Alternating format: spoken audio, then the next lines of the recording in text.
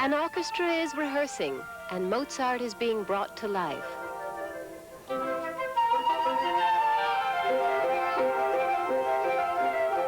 That's not unusual. But there is something startling about this rehearsal.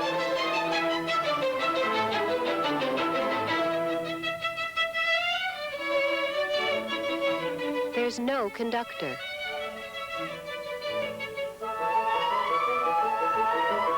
The group is Orpheus, 26 musicians who think this is the best way to make music.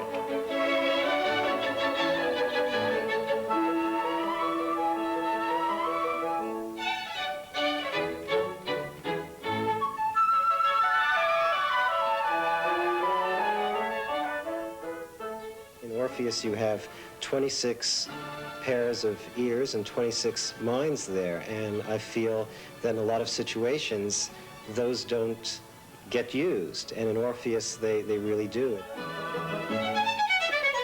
Cellist Julian Fifer founded the group 15 years ago.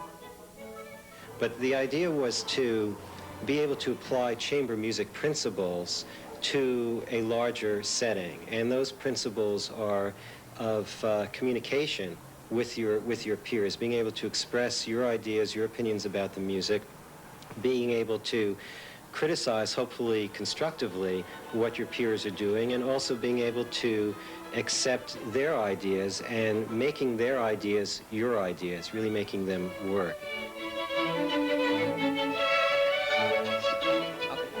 A couple of things. I think for us, and also in the winds when we have just the very beginning, it's not articulate enough. It's a little too smooth. On this occasion, Todd Phillips was the concertmaster, chosen by his colleagues. I don't hear the syncopations. It sounds sort of a little, washed out. The concertmaster's chair rotates among all of the violinists. And any member of the orchestra can have his or her say, a very different situation than in most orchestras.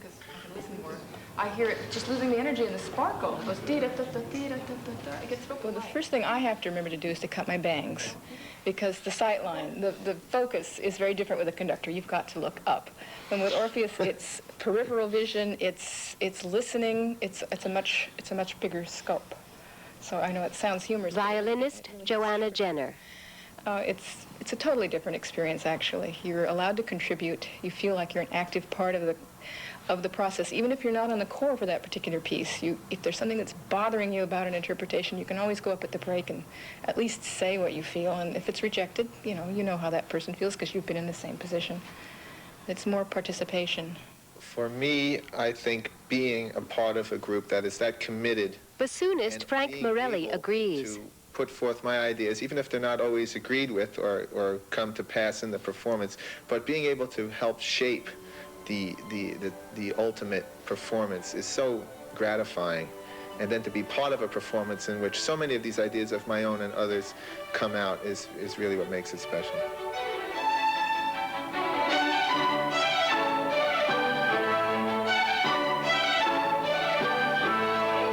Their performances are special and true to their namesake, Orpheus. The legendary Greek musician is said to have played the lyre so beautifully that he charmed the beasts, trees, and rivers.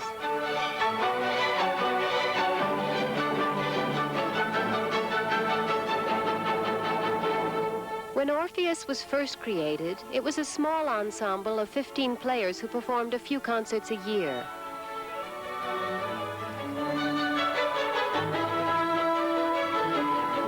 Has an international reputation and an exclusive recording contract with Deutsche Grammophon.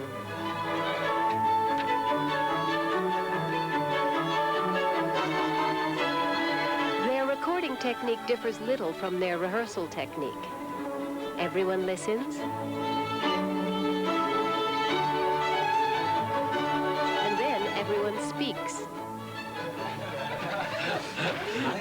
playing so loud for it's so hard to play. And we do like the board players do, like get a different template and see me. I thought you would say that. I didn't know. In 85, then you've got the quarter note. I like to. And it works. To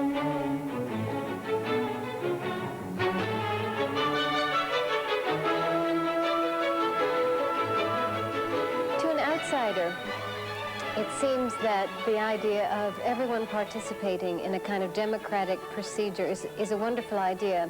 And when you hear Orpheus, you hear a musical consistency. What is the trick of Orpheus? How do you make this cohesive artistic statement when it's really almost interpretation by committee? Often in talking about Orpheus, these questions come up about how can a really cohesive conception come from the group as opposed to coming from the mind of the maestro. And I think we all know... Steve Dibner is a bassoonist with the group. I mean, the musicians, you know, once we're on stage and performing, a lot of what happens is really determined by the musicians. And I think a lot of focus, especially in this day and age, tends to be concentrated on the maestro, on the conductor, as if he's almost making the sound. And it's not always quite that way. You know, after all it's said and done, it's not so much as disposing of a conductor, but having a lot of them. And in the process of having discussed all this, we develop a trust. Guillermo Figueroa is a violin soloist with an international career who still makes time to play in Orpheus. Valid or not, and after all these years, I trust all of them implicitly for their music-making decisions. So when they take off in the performance, they may take off.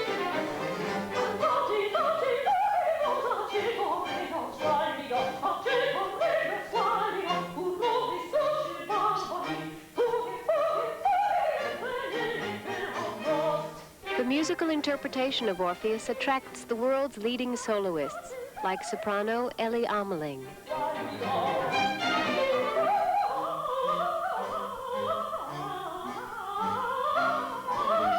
Things that happen in the music, which make the music happen at all, have now to be understood by the whole orchestra, some 20, 25 people, instead of just by one conductor who gives it on to everybody by using his baton.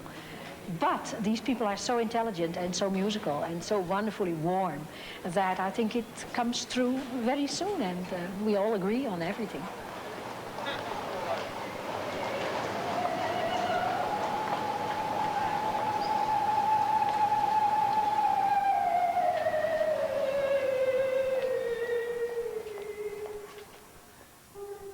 Belonging to Orpheus is only a part-time job, but the artistic fulfillment and ability to pursue other interests outweigh any feelings of insecurity.